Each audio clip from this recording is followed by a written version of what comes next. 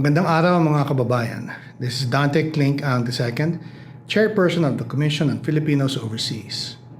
The CFO is the government agency that helps Filipino immigrants prepare for a successful life overseas. Unlike other migrant-focused agencies, the CFO plays a unique role in strengthening the economic, cultural, and political ties between Filipinos overseas and the Philippines.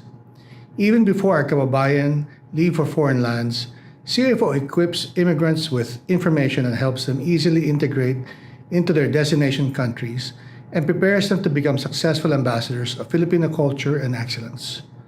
For us at the Commission on Filipinos Overseas, the global Filipino diaspora is an untapped resource beyond remittances, waiting to be unlocked for intellectual, cultural, and national growth.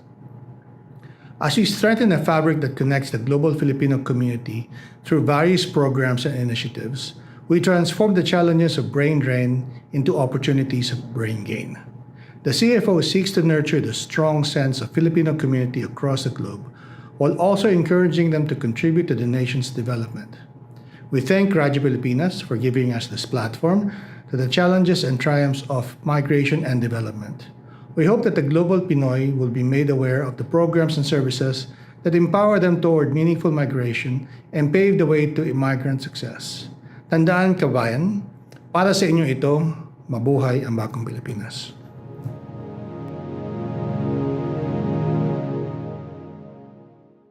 Narito na ang programang mag-uugnay sa mga Pilipinong naninirahan sa iba't ibang panig ng mundo. Serbisyong CFO sa Bagong Pilipinas.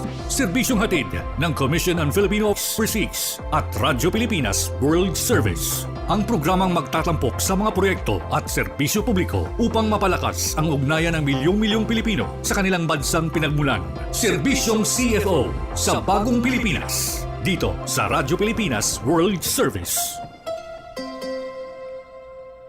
Tinig ng bayan, lakas ng katotohanan. Himpapawid na may layuning paglingkuran ang mamamayan. Sa bawat kwento may diwa ng serbisyo. At sa bawat balita may puso at paninindigan. Ito ang Serbisyong CFO sa Bagong Pilipinas.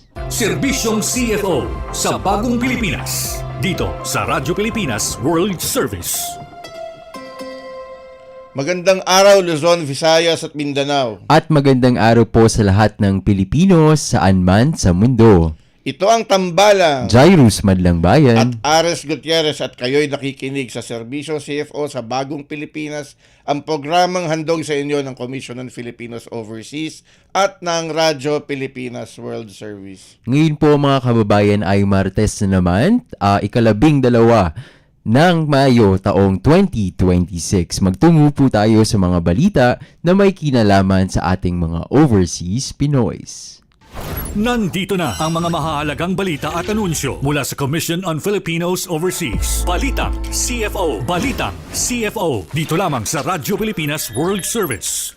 CFO Chairperson Secretary Dante Klink ang II named Outstanding Public Servant by the Public Attorney's Office. CFO prepares for upcoming celebration of the Month of Overseas Filipinos. Nominations for the 2026 Presidential Awards for Filipino individuals and organizations overseas is coming close to deadline. Nandito na ang mga mahahalagang balita at anunsyo mula sa Commission on Filipinos Overseas. Balitang CFO. Balitang CFO. Dito lamang sa Radyo Pilipinas World Service. Secretary Dante Klink ang II was named Outstanding Public Servant during the 9th National Convention of the Public Attorney's Office. The award recognizes Secretary Ang's contribution to public service, media, and education with his commitment in championing good governance. CFO Undersecretary Arlene Borja accepted the award on his behalf. Nandito na ang mga mahahalagang balita at anunsyo mula sa Commission on Filipinos Overseas. Balitang CFO. Balitang CFO. Dito lamang sa Radyo Pilipinas World Service. the Interagency Committee for the Celebration of the Month of Overseas Filipinos, or IAC-MOF, co-chaired by the Commission on Filipinos Overseas, convened in preparation for its upcoming diaspora-driven activities. During the meeting, target venues for the series of migrant fairs were discussed in partnership with LGUs of Aklan Province and Iloilo Province. Ilocos Norte Province, rather. As part of its mandate, CFO initiates the celebration of Month of Overseas Filipinos this year, with the activities being featured several media works with non-resident Filipinos, including the short documentary Nurse Unseen, a 2025 awardee of the Migration and Advocacy and Media Awards of the CFO. Nandito na ang mga mahahalagang balita at anunsyo mula sa Commission on Filipinos Overseas. Balitang CFO. Balitang CFO. Dito lamang sa Radyo Pilipinas World Service. The Commission on Filipinos Overseas is still accepting nominations for the 2026 Presidential Awards for Filipino individuals and organizations overseas. Please watch this video for more details.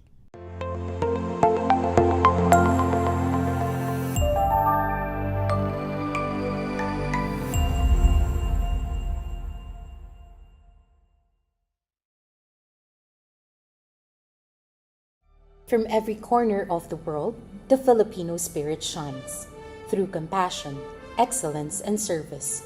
Wherever they may be, our kababayans continue to bring honor to the nation. The Presidential Awards for Filipino Individuals and Organizations Overseas, or PAFIO, celebrates the extraordinary contributions of Filipinos abroad and international partners whose contributions transcend borders and uplift the Filipino spirit. Established in 1991 through Executive Order 498 under the presidency of President Corazon C. Aquino, the PAFIO was born from a deep gratitude for the global Filipino community's unwavering support for the nation's growth and resilience. From this vision grew a platform that honors excellence, service, and global solidarity in many different forms. The PAFIO honors contributions across 4 distinct categories, each celebrating different facets of excellence and service. The Banaag Award recognizes collective action that uplifts Filipino communities abroad, emphasizing the power of collaboration and support. The Pamana ng Pilipino Award acknowledges individual excellence and distinction in various fields, highlighting the remarkable achievements of Filipinos worldwide. The Lingkod sa Kapwa Pilipino, or Linkapil Award, honors those who give back through humanitarian efforts and nation building, showcasing the spirit of giving and dedication to the Philippines' progress. Lastly, the Kaanib ng Bayan Award recognizes foreign partners who have gone above and beyond in championing the Filipino cause, underscoring the importance of global collaboration. Since 1991, 555 individuals and organizations from 55 countries and territories were conferred with PAFIO by 7 presidents. Their achievements remind us that the Filipino spirit transcends borders, making an indelible mark on the world stage. This 2026, the search continues. The Commission on Filipinos Overseas invites nominations for the next presidential awardees, individuals and organizations whose achievements and service continue to inspire the world. Nominations open on December 11, 2025 and close on May 29, 2026. Beyond the milestones and figures of the PAFIO are the real hearts behind the mission, the men and women whose service embody the true spirit of the Presidential Awards.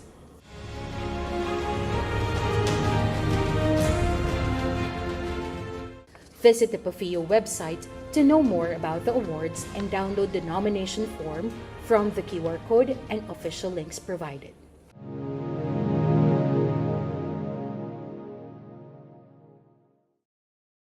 Good morning, Jairus. Good morning po, Sir Ares. At isang mainit na Init, araw napo. sa ating mga tagapakinig sa Radyo Pilipinas World Service. Ay nako, kanina nakita kita pawis na Pawis na pawis. Opo, napakainit na po kahit makulimlim po sa labas pero grabe po ang Oo. tindi Pumasok ng summer. pumasok na yata kasi tayo sa peak ng summer dito Opo, sa Sir Pilipinas. Ares. Dahil kahapon umabot yung heat index ng 48. Opo. Recorded yan sa Borongan Samar. Kanina bago ako umalis papunta dito sa station, may namomonitor na may forecast na 41 to 44 sa iba't ibang lugar. Mga maiinit na lugar yan, yung sa bandang Cagayan, Opo. Tuguegarao. Lalo na sa La Union, Oo, no yan. po. Sa Ilocos region, no po, Sir Ares, napakainit po talaga. Kaya pinapaalalahanan natin ng lahat na to keep yourselves hydrated at kung Tama, maaaring ano umiwas. For sure, marami po tayong mga kababayan na nagbabakasyon po talaga, Oo. no po, sa maraming parte, lalong-lalo na po sa Luzon, no po, sa Boracay, no po. Oo. Kaya, Pero ingat pa rin talaga dahil heat stroke ang kalaban natin dito. opo. Not to mention yung iba pang heat-related illnesses. Pero alam mo, biruan namin, the other day meron akong nakausap na nakapagtrabaho din sa Middle Opo. East. Kasi alam mo, iniinda na yung ganitong init. Kung nasanay ka magtrabaho sa Middle East, ano lang to wala to. Wala po ito, no, Sir Ares. Wala to, pero yun nga, it doesn't mean you're immune from getting heat-related Totoo po. illnesses. Kaya dapat po talaga uminom ng maraming tubig at the same time ay mag-practice ng iba't ibang mga health precautions, no po, Oo. para ma-ensure natin na sa ating mga kababayan, kahit na matindi ang init, no po, sa Pilipinas man yan o sa Middle East, no po. Maski sa ang lugar. Pero may mga lugar na nakakainggitan natin dahil laging malamig. Di ba? Oo nga po, Lalo na sir. sa Europe. Yes. Yun, di ba? Yung neighborhood mo yung Europe Oh, marami po tayong mga constituents na galing po at bound also for Europe, no po. Oo, wala, ganun. Kailangan talaga, sanayin natin yung sarili natin sa mag-a-adjust tayo sa Opo, panahon. no, Sir Ares. Pero hindi lang po, no, Hindi lang Sir yan Ares. ang mainit, Jairus. No? Pinag-usapan natin kanina, nagbabaga ang mga pangyayari. Kaya nga po, buhay tumitindi, politika, no po. buhay politika ng ating bayan, I'm sure maraming napuyat. Kahit po nung papunta nga po ako ngayon sa Radyo Pilipinas kanina, no, Sir Ares, yung radyo po, no, yung mga pinapakinggan Oo, po, lahat pati sa online talagang nagko-compete ang content. nakatutok, opo, sa mga kaganapan po ngayon. Well, hangad naman nating lahat ng kabutihan para sa ating bayan. Regardless kung saan tayo pumapanig. Ipagdasal sana natin ang mga leader ng ating bayan. At magkaroon sana silang lahat ng discernment. Tama po. No? Pag-unawa kung ano yung mas nakabubuti para sa ating bayan. Isang tabi muna ang personal na interes. Opo, Sir Ares, no po, lalong-lalo na tayong mga kawani ng gobyerno, no po, hangad naman po talaga natin kung ano ang mas makabubuti para mapagserbisyohan ang ating mga Pilipino, no po, ang ating mga overseas Filipinos. In a perfect world, ideally lahat ng kawani ng pamahalaan ay dapat non-partisan. Tama po. Opo. Pero hindi naman nangangahulugan na wala ka ring Pakialam, no po. diba? Kailangan din involved ka rin dahil part ito ng nation building. Tama po. Sa kapakanan naman ng ating mga non-resident Filipinos, balita ko ay all hands ang CFO sa paghahanda sa darating na Diaspora Summit. Actually, Sir Ares, no po, at napaka-busy po talaga ng ating opisina, no po, dahil papalapit na po ang June, no po, ang anniversary ng CFO. Pang-ilan na ba? 46 na po, 46 Sir years, Ares, no isipin po. mo yun. Pero alam mo yung sinasabi nga nung mga tao, parang recently lang nalalaman ng mga tao na meron palang commission CFO. on Filipinos overseas na Opo. 46 years na pala. Opo. No? So 1980. Opo, Ganun, 1980, diba? sir. 46 years pero dahil syempre salamat na rin sa salamat na rin sa exposure natin dito sa Radyo Sa Radyo Pilipinas World Pilipinas. Service at maging sa Radyo Pilipinas Uno, RP1. Nabibigyan ng prominence ang CFO kung ano yung mga ginagawa ng ahensya. Opo. No? Kasi lagi tayong napapagkamalang DMW, DFA. DFA, no? Pero ngayon medyo lumilinaw na kung ano Opo. ang papel ng Commission on Filipinos Overseas. Sa tulong po ng iba't ibang mga media-led initiatives. Mm, Ano po, ng CFO, ng Radyo Pilipinas. yes. At yun nga, dahil nga may Diaspora Summit tayong pinaghahandaan, ay makakasama natin ngayong umaga ang kasama man natin sa Policy Planning and Research, Division ng Commission on Filipinos Overseas na isa siya sa mga punong abala dito sa gagawing Diaspora Summit. So, wag na Actually, sir, nakasama na po natin ang ating Oo, panauhin before para naman po sa ating ongoing na Presidential Awards for involved din Filipino siya individuals. sa PAFIO, yung kanina nating feature Opo. na Presidential Awards for Filipino Individuals and Organizations Overseas. Siya din ang abala doon at siya din Opo. ang abala dito sa Kaya Diaspora kung Summit. bibisita po kayo mga kababayan sa opisina ng CFO, talagang busy po, no, kaliwat kanan ang mga programa at proyekto ng CFO, no po, ang PAFIO at ang papalapit po, no po, sa Hunyo na Filipino Diaspora Oo nga. Wag Summit. na natin patagalin. Welcome na natin sa ating dito sa serbisyong CFO si Mr. Mike Apatad. Magandang umaga, Sir Mike. Sir Ares, Sir Jairus, isang magandang umaga po muli sa inyong lahat. Ako po muli ang inyong makakasama sa araw na ito. Yes, sir. of course. You are welcome always. Opo. Siyempre naman po, Sir Mike. Hindi na po lang dahil- yun, pati Diaspora Spotlight, siya din ang involved. Opo. Si Sir Yun Mike. naman. Kaya- Marami tayong makasama po dyan. Parang Oo. nauwi pa po ba kayo, Marami Sir tayong- Mike, ng bahay? Ano pa? Nauwi pa po ba kayo sa bahay, Sir Mike? O baka... Kahit paano? Nasisilayan ko pa rin naman ang aming tahanan.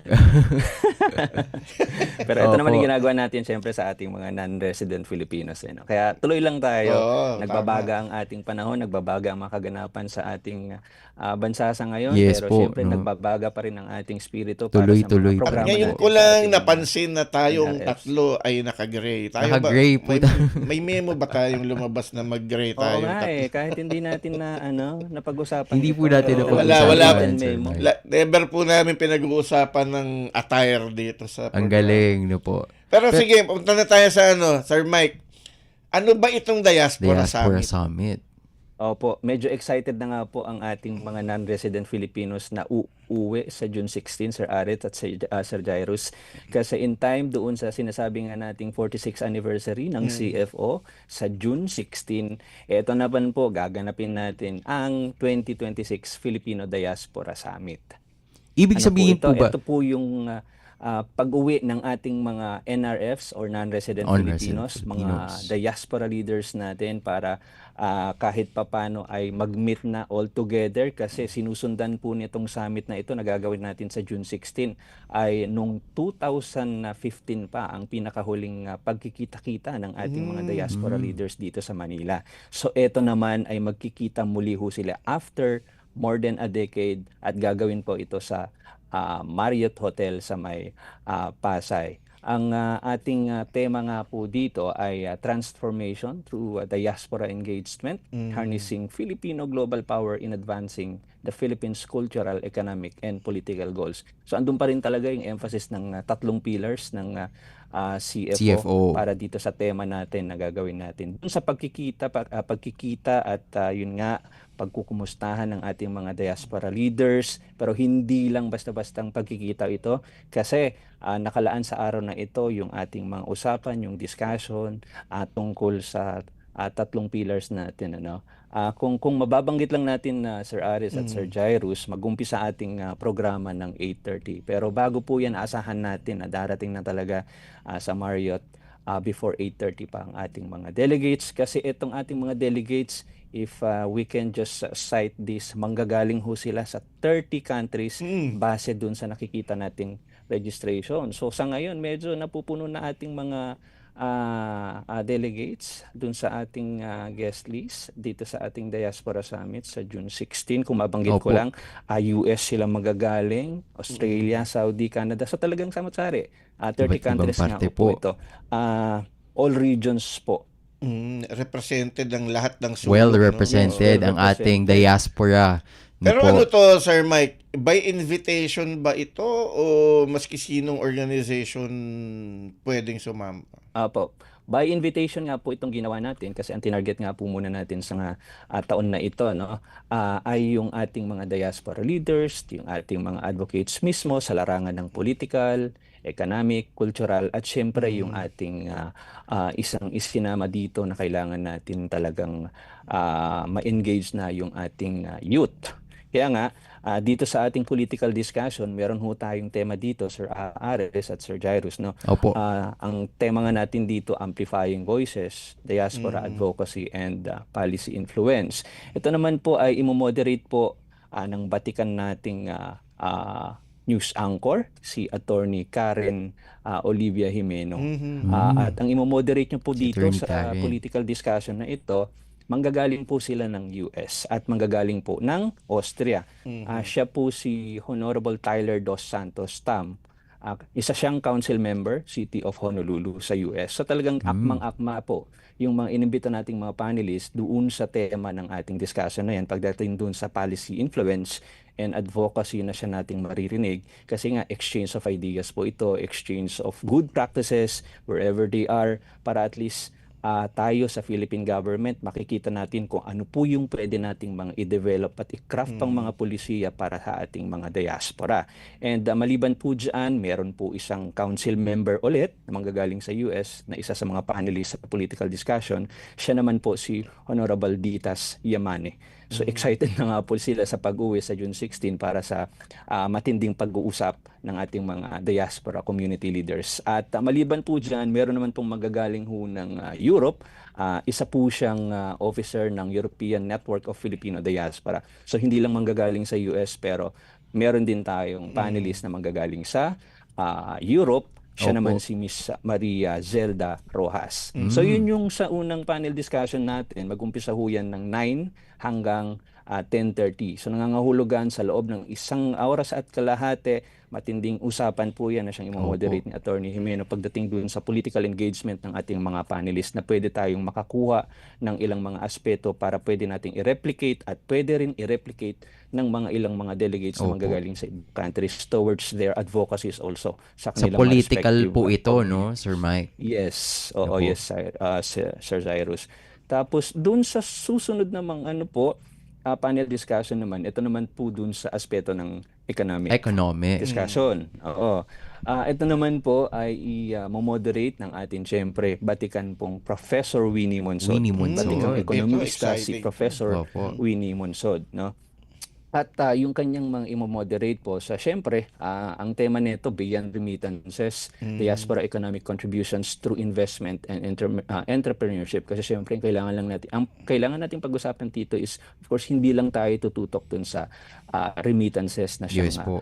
ipinapadala ng ating mga overseas Filipinos. But beyond that, ano po yung nakikita nating contribution nila in terms of economic aspect. Now dito po, meron tayong in-invite mula sa US, mula sa Australia, mula sa UK, at syempre meron tayong government official po dito. So, 5 po yan. Sila si Ma'am Maria Fletcher ng NAFA, ng National NAFA. Federation of Filipino-American Association, si Miss Roxanne Sarto, siya naman po ang president ng PhilCA ng Australia o yung Filipino Communities Council of Australia Incorporated. Opo.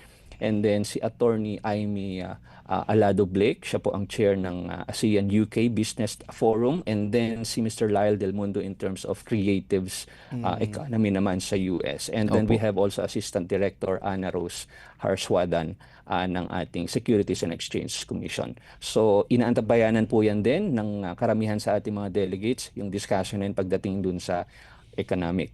Na pagdating dun sa pangatlong ano naman po, discussion natin, ito maganda kasi marami din pong naglo-look forward dito sa usaping ito, no, sa Sa kultura naman cultural, pagdating sa opo. preservation ng ating culture at heritage kahit nasaan man po sila.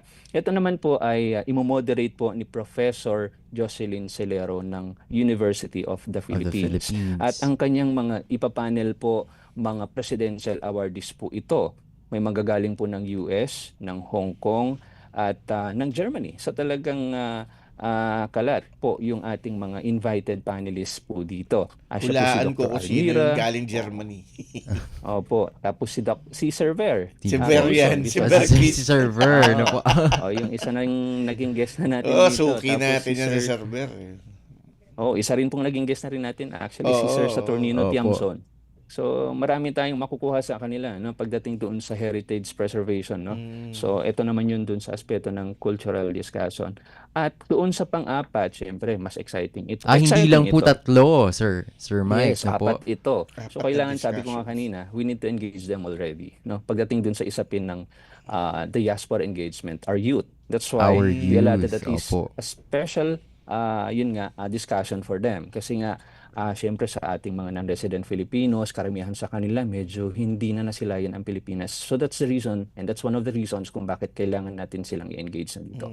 And hence this inclusion dito sa ating forum sa June 16. Opo. Ang tema natin po dito, kung maririnig nyo nga, ay igniting the passion, engaging Filipino youth and young diaspora. So dito pa lang sa tema natin, medyo talagang they all look forward to hearing, of course, the discussion that will be moderated by no other than Miss Gretchen Ho, isang batikang broadcaster din natin. At yung kanyang mga imo-moderate po dito, manggagaling po ng Australia. Siya po si Miss Corina Datlo ng AFCS, and then also we have Miss Genevieve Hopanda ng PhilPro, one of your Opo. guests din po dyan, si Mr. Julio Amador ng Philippine American Educational Foundation, and also we have Mr. JV Marasigan. In fact, galing din po siya ng Europe po ito, no, sa Denmark specifically, and then we have Yusek Joseph Ortega ng National Ng Youth National Commission. Youth Talagang Commission. well represented, no, in terms of their origin or country of destination, and of course we have also representative from the Philippine government, no. Opo. And later on, no, merong mga doon sa immediately after the panel discussions, kumbaga makikita natin yung tangible impact ng ating mga engagement with our Yes Filipino po. diaspora or NRFs, no, kasi merong mangyayaring signing ng ating memorandum of understanding with some of the Filipino communities Opo. dito. Parang yung doon sa pang-apat na discussion, mukhang mabibisi dyan si Jairus dahil Actually po, Sir Oo. Ares, ito po yung ating mga partners din po talaga sa youth Yan yung mga leaders in the ULID, diaspora. Opo. Actually po, si Miss Corina Dotlo, isa po siyang ULID participant po Oo nga, natin. isa, Sa ating previous engagement po with Australian youth po, Sir Ares, Sir Mike na po. pero Kaya, all in So talaga all, dito nga nakikita natin yung tuloy-tuloy na engagement natin sa kanila, hindi natatapos sa isang Opo. usapin, but it just signals na through us, the CFO, we're trying to link them already kasi hindi lang din po syempre yung mga NRFs natin yung dadalo dito, Opo. but we have also a bulk of our delegates coming from the various sectors here in the Philippines, because we've invited some national government organizations also, from research institutions also, yun, para at least magkita-kita sila dito. We will be serving as our bridge, no? magne-network sila. Their bridge, no? Para later on, pagkatapos ng forum na ito, tuloy-tuloy yung kanilang engagement beyond the CFO already. At Sir Mike, sa ating pong mga interested na delegates na po na hindi pa nakakapag-register at gusto pa rin po na humabol para makapunta at makadalo ng Filipino Diaspora Summit ng CFO, pwede pa po ba at maaari pa rin po ba silang mag-register at makadalo, Sir Mike? Since this summit is actually through invitation po, we will be providing soon some link, no, so they can also join via our online platform Okay po, no? po. But, So available for po that, siya yes, via online, we will make sir. that available soon. We will make that announcement anytime soon. Because in a way, yung ating comprehensive information, hopefully this will serve as reference for all those who wish to participate and serve as as delegates dito sa ating summit ay they Yes can po. visit our microsite. It's at summit.cfo.gov.ph. They can check everything there. We keep on updating that, including yung mga set of panelists natin, the concept of this summit, and then what will be done after the summit, because syempre meron tayong plano after nito eh. Sabi nga Opo. natin, it won't end here. So ang just to share lang din one of the feedback nga ng ating mga natanong na mga delegates, ano ba ang inyong mga nilook forward dito? Sabi nga nila they're so excited in meeting together na po on June Opo. 16. But beyond this one is what they are looking after nito ay the creation at least of a roadmap for the Okay. Filipino diaspora in terms of comprehensive assistance towards them, in terms of uplifting the Filipino diaspora. Sabi nga natin, it shouldn't end here.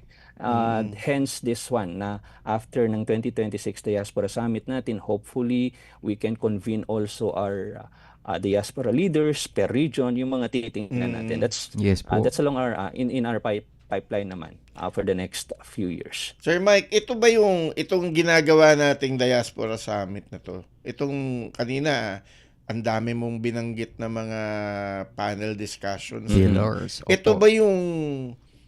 ba yung pagko-concretize o yung pagbubuo nung laging sinasabi ni Secretary Clink ang na strategic pivot ng CFO? Opo, ipinapakita na po natin sa larangan ng ating mga panel discussion na ito na this is so far the start already towards the creation already of a concrete roadmap for our Filipino diaspora. Opo. Okay, kasi meron tayong gagawin after niyan. Symbolism of the unity of our non-resident Filipinos by the time na andito sila sa June 16 is their signing of the commitment, especially in terms of their direct engagement, the tangible output that they can provide para sila na ang magsisilbing partner ng national development na siya nating talagang goal dito sa CFO po. May napansin lang ako sa discussion ng ginagawa natin. Yes sir. Opo. Madalas na rin natin gamitin ngayon yung terminong non-resident Non-resident Filipinos. Filipinos. Ano bang paliwanag natin doon, Sir Mike? Ano ba ang nga po non-resident Filipinos? Oo. Well, at the start siguro nako-confuse din ang mga ilan. But what we're trying to introduce, sabi nga ni Sec Link, no, karamihan nalilito yung mga iba pagka sinasabi nating overseas Filipinos because we have these overseas Filipino workers na talagang known sila. OFWs. But we have to take note na yung mga overseas Filipino workers ay yung talagang later on babalik because they don't have any means of staying there. They're not on a permanent residency Contract-based. status. Opo. And we want to, yun nga, tanggalin yung confusion nila dyan. Hence this non-resident Filipinos na we are trying to introduce para at least may distinction na rin talaga yung ating mga overseas Filipinos. Yes, kilala ang overseas Filipinos, but the confusion is still there pagka pinagtabi natin sa discussion overseas Filipino workers, naka-confuse yung karamihan eh. So it's very apt na i-refer natin sila na non-resident Filipinos. Same with that also of non-resident Indians. Diba? So it's actually that's one of the reference also eh. And hopefully medyo tatatak ito sa ating mga diaspora members and eventually magagamit na lang siya natin as part of our tongue. Oo, kasi kung pag-aaralan mo yung ano bang tawag doon, yung mga pinanggalingan ng mga terminologies, no? Yung OFW, hindi naman originally OFW yan eh. na po. Nung araw, ang tawag dyan, OCW. OCW. Overseas Contract Workers. And then, wala naman kaming contract, nagtatrabaho kami doon. O, sige, inalis yung contract, naging Filipinos, overseas Filipino workers. So ngayon, meron tayong non-resident Filipinos. Pero Sir Mike, ang paliwanag natin dyan, di ba? Kaya sila tinawag na non-resident Filipinos kasi hindi sila dito sa Pilipinas residente. Residente na sila sa ibang lugar, sa ibang bayan. Pero Pilipino pa rin sila whether full Filipino citizen or dual citizen. Pilipino pa rin sila. Opo. At kung tatanungin mo sila, di ba? Be it yun nga OF or NRF, kung tatanungin mo sila talagang babalik pa rin sila dito eh. At parati nila sinasabi kahit hindi physically, pero in terms of our resources, yun na lang yung tinitingnan naming mga pwedeng maibalik. Opo, no, andun sir. sila, non-resident, pero still the spirit is andito sila sa Pilipinas. Actually po marami po tayong nakakausap, Sir Mike, na po na ating mga constituents, mga non-resident Filipinos na a-attend at magpa-participate po sa Filipino Diaspora Summit. Isa na po dyan si Dr. LV Barroso, yung ating 2024 PAFIO Banaag awardee. Na kausap ko lang po siya kagabi, no po, na excited na rin po siya for the summit. Isasama niya nga rin po yung kanyang apo, no po, for her to be engaged doon po sa ating mga usapin sa Filipino culture, no po, lalong-lalo na dahil parte po siya ng Overseas Filipino Youth, no po. At for sure, marami po sa ating tagapakinig ngayon at sa mga nakakakita ng ng iba't ibang information tungkol sa Filipino Diaspora Summit, ang siyang excited na po, no, sa gaganaping convention ng mga overseas Filipino leaders and representatives po. May gusto lang ako pahapyawan na sa Yes, sir. discussion Opo. natin. Anniversary pala ng CFO, di ba? Yes, Kasabay sir. nung Opo, ng Diaspora Summit. Summit. So, Sir Mike, bilang hindi pwede nating masabing compared sa amin ni Jairus, matagal ka ng empleyado ng CFO. Bigyan mo naman kami ng insights. Anong na-obserbahan mong mga naging pagbabago sa ahensya from the time you came in and now? Oo.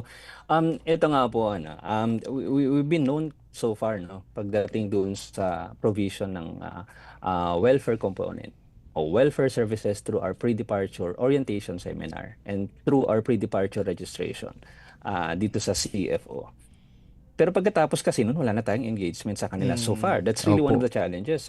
So we're really known, no, in terms of tailored fit na module. And we're good at doing that. And hats off so far ang ating mga Filipino community leaders pagdating dyan sa services na pinoprovide natin, no, prior to their departure, no, dito mula sa Pilipinas bago sila umalis. But beyond that, there's a very big reason kung bakit umaalis ang mga ito. Okay, later on kasi for their settlement, dito natin nakikita na well-settled na sila, well-established na sila. And when it comes to their asking, for example, paano kami makakatulong sa Pilipinas? Okay, we have already the resources already. Hindi nila alam kung saan pupunta eh. Yes, we have the Philippines Foreign Service Post eh. Pero syempre, iba yung component ng kanilang mga services na pinaprovide. Now dito, no, through this engagement that we are strengthening already, no, lalo dito sa leadership ni Secretary Kling po, no, dito natin nakita talaga yung importance ng ating pagtatap sa ating mga non-resident Filipinos. And we're doing it already. And that's probably the thing that we can really say na that's really the greatest shift and pivot that the CFO is doing.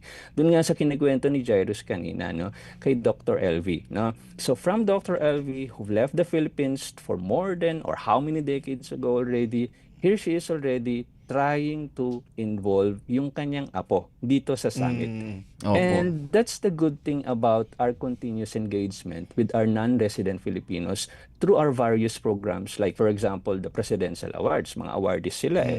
Diba? Tuloy-tuloy pa rin sila as what we've seen, no? Tuloy-tuloy sila sa mga medical mission nila, philanthropic activities. But beyond that, yung kanilang pamilya, ini-involve na nila. Because they want also to introduce what the Filipino diaspora can do for the Philippines. And ang saya nga, nakakagaan na talagang doon pa lang sa kwento ni Jairus through Dr. LV Barroso and now involving yung apo. Hopefully, ang ating mga kababayan will try to replicate that also. That they will try to introduce whatever the Philippine government is doing for them. And our ways, at least kahit papaano, of engaging them. Hindi man natin sila mapababalik dito physically, but through their resources and anything, no, being them as non-resident Filipinos, may ibabalik pa rin nila sa Pilipinas. And yun yung wino-workout natin ngayon sa CFO. Tuloy-tuloy ang ating mga programa. Madami tayong mga ginagawa. Pero still hindi tayo napapagod kasi nakikita natin yung bunga sa ngayon. So that's probably what I can see for the years of my stay with CFO sa ngayon. Sir Aris. Alam mo, Jairus, yung sinasabi ni Sir Mike na hindi tayo napapagod. Opo. Nakikita ko yan everyday. Kasi Oo nga po, sir. yung palang 4:00 ng umaga, kung hindi si Sir Mike, si Ma'am Marie, happy birthday Opo. pala, Ma'am Kay Marie Miss Apat. Marie. Happy birthday. Happy birthday. Happy birthday. Mag-happy birthday ka naman kay Ma'am Marie. Ikaw talaga. Oh. Happy birthday.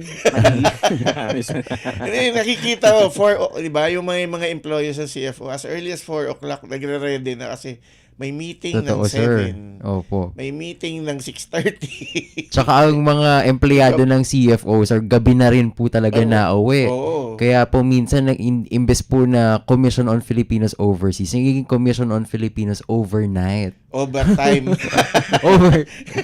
Pero dahil po sa matinding dedikasyon po sa ating mga overseas Filipinos, sa ating mga non-resident Filipinos. Oo nga. Kaya maswerte rin ng CFO na nagkaroon ng kultura ng sipag. Opo. Kaya nga po. Yun naman ang laging Matindi yun ang po pagmamalaki ang natin dedikasyon dyan. sa public service po. So Sir Mike, bigyan mo naman imbitahin mo naman uli yung ating mga tagapakinig kung na dumalo dun sa Diaspora Summit. Bigyan mo Opo. uli sila Opo. ng Sa ating mga tagapakinig, Sir Ares, Sir Jairus, sa ating mga non-resident Filipinos, excited na po kaming makita kayo sa June 16 sa Marriott. There will be an online platform also that we will be sharing. We are inviting you to please join us in this discussion. 4 yung ating panel discussion dyan. But we have to take note, this is not just a gathering. But beyond that, Opo. this will be the start of exchanges of our responsibilities for the Philippine development through the Philippine government and our non-resident Filipinos. So kita-kita ho tayo sa June 16, that's in time, and coincidentally with the 46th anniversary of the CFO. pupunta ako dyan, sigurado may lechon dyan. Yes, sir. May palitsyon dyan Opo. si Secretary Clink. At marami rin pong dadalo dito mga partners natin, po mga media partners, partners po natin into public service, into giving back to the community, po. Kaya nakaka-excite po ang ating summit. Teka pala, Sir Mike, ito bang Diaspora Summit, pwede bang, is this open to the public? We will make it open through our online platform. Sa online lang. Sa online. Yes. Hindi pwedeng because this is- mag-walk-in sa venue. Yes po, because we specifically targeted our Filipino diaspora community leaders and our advocates po, for us to be discussing with them on June 16 for concrete roadmap later on after this po. So siguro baka pati yung mga dating employees ng CFO mag-reunion na rin Opo, doon. no, sir. Opo. Pero masusubaybayan po talaga ito ng ating mga kababayan sa Facebook page po, no, ng CFO at maging sa ating mga media partners na later on po ay makikita po natin yung mga karagdagang detalye sa CFO Facebook page, no po, Sir Ares, Sir Mike. At syempre, i-cover yan ng Radyo Pilipinas. Yes, Service. opo, ang ating media partner. Kasi Opo. parang I heard, inimbitahan yata din ang Radyo Pilipinas. Radyo Pilipinas na mag-set up ng broadcast Opo. booth doon sa summit venue. Opo, ayan. So makikita ninyo baka kung tatamaan niya ng anong araw ba yung June 16? Parang Tuesday Tuesday, sir. Naku, baka doon tayo Doon mag-live. po tayo magla-live. Diba? Oo, habang masaya yun. Martes, opo. Okay. Kaya, So, ayan po, maraming salamat sa iyo, sir. Sir Mike. At dahil kami ay inumangan na kami ng aming executive producer ng kanyang cellphone at para sabihin na, tigil yun. Overtime na. Maraming Thank salamat. you po, Sir Alice. Maraming salamat po. Kita-kita po. Thank you po, Sir Mike. Thank you, Yan po si Mr. Michael Apatad, ang aming kasama sa Policy Planning and Research Division ng Commission on Filipinos Overseas. Alamin ang mga serbisyong inihahatid ng Commission on Filipinos Overseas. Serbisyong CFO.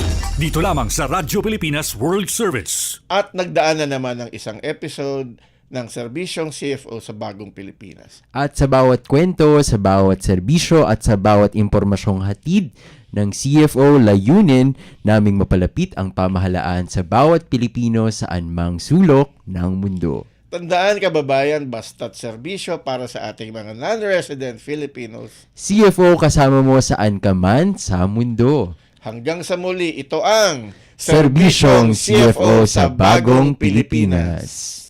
Narito na ang programang mag-uugnay sa mga Pilipinong naninirahan sa iba't ibang panig ng mundo. Serbisyong CFO sa Bagong Pilipinas. Serbisyong hatid ng Commission on Filipino Overseas at Radyo Pilipinas World Service. Ang programang magtatampok sa mga proyekto at serbisyo publiko upang mapalakas ang ugnayan ng milyong-milyong Pilipino sa kanilang bansang pinagmulan. Serbisyong CFO sa Bagong Pilipinas. Dito sa Radyo Pilipinas World Service.